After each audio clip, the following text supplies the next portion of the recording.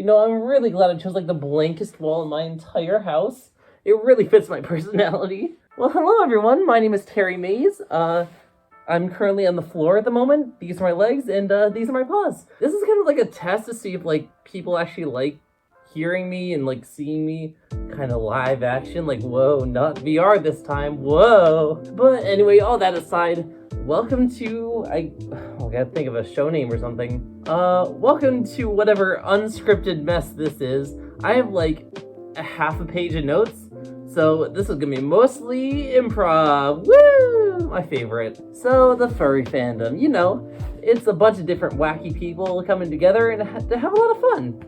To meet new people, make new friends, and share wonderful experiences. But as unique and diverse as this fandom is, there tends to still be a few bad habits that run through a lot of the members of it. So I thought today we'd be able to talk about five different bad habits that you see in a lot of people in the fandom. And of course, not everyone's gonna have these bad habits. It's not like a requirement to get into the fandom to have these 5 wacky things about you.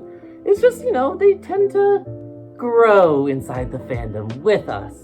And even I have some of these bad habits. Not gonna lie.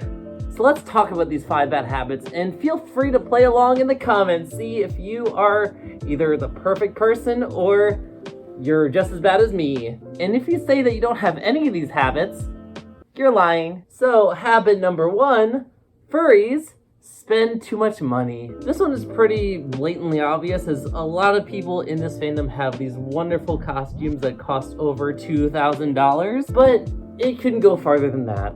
We've all heard the story of the $40,000 closed species persona, or how much people spend on realistic fursuits.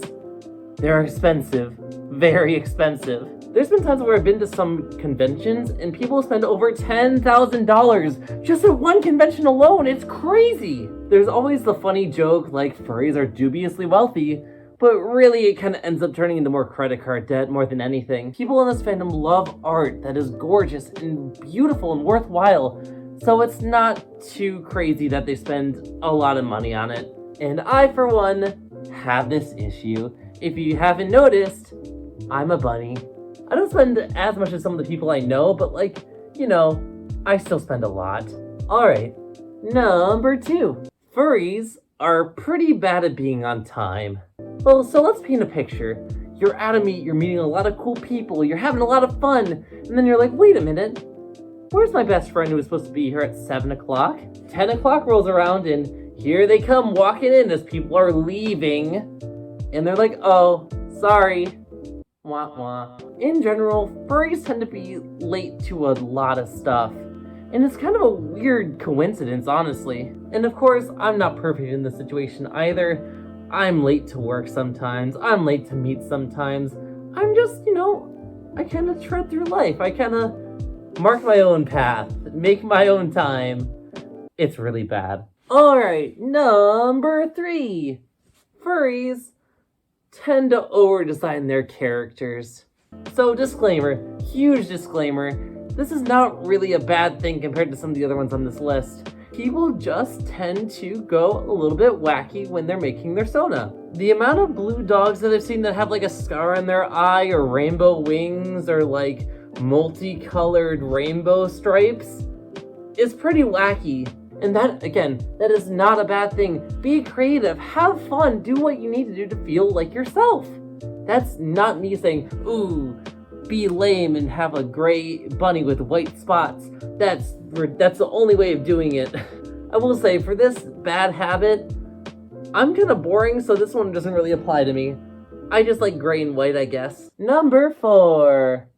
Furries have kind of an issue with personal space.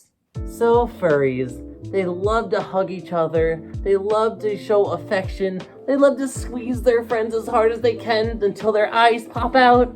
But for some people, it's not really their style to be hugged by someone kind of random. Personal space is something that kinda can be thrown out of the window sometimes, especially with people in fursuits. Like, people kinda just come and hug, and sometimes the person inside the suit is kind of crying because a random person's hugging them and they can't see who it is.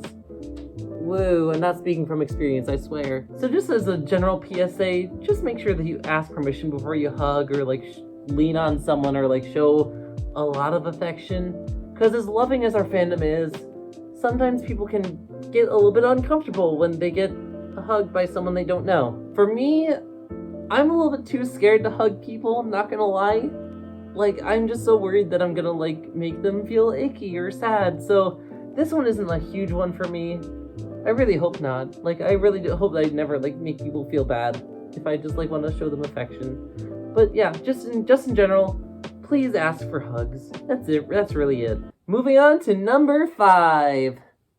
Furries spend way too much time on social media. So just like with most fandoms, the furry fandom tends to skew more online compared to being in person. With the exception of cons and meets, it's a lot easier to be a bunny online than being a bunny in real life. Being a bunny in real life is kind of sweaty, but with that interaction and all of that lovely community holding, people tend to be on Twitter and TikTok and other social media a lot. With social media being the best way to communicate with your friends, it makes sense. You have to talk to them through social media. But with that, it kind of can take away from your day-to-day life. Just how much time you're spending on watching all the TikToks that just came out, or going on Twitter to see what everyone's talking about. It just tends to, suck up your time. I, for one, am super guilty with this one. I'm on TikTok way too much. And every once in a while I check Twitter way too much. Social media can be very damaging to someone's mental health, and sometimes it's better to kind of take a step back, kind of reset yourself and find your core again before going back into the Wild West that is meme pages and furry drama. Woo. But in general, it's not usually a very harmful thing. Just remember, check how many hours you're online per day. Make sure you're not on too much or you're gonna have a bad time. So that is it. We made it. 5 reasons why the furry fandom sucks. No, wait. So those are the 5 bad habits. I'm wondering how many are actually valid and true. Please tell me if I'm just a bad stinky liar. I'd love to hear that. But yeah, in general, if there are any other bad habits that I just missed or maybe just didn't think of, let me know. Maybe I'll do a part 2 of this. Maybe. And also, if you want to see any more of these more live action blank room type of thing, let me know. I had fun with this one, so it could be fun, it could be easy, woo. But either way, thank you so much. I'll talk to you later. Bye.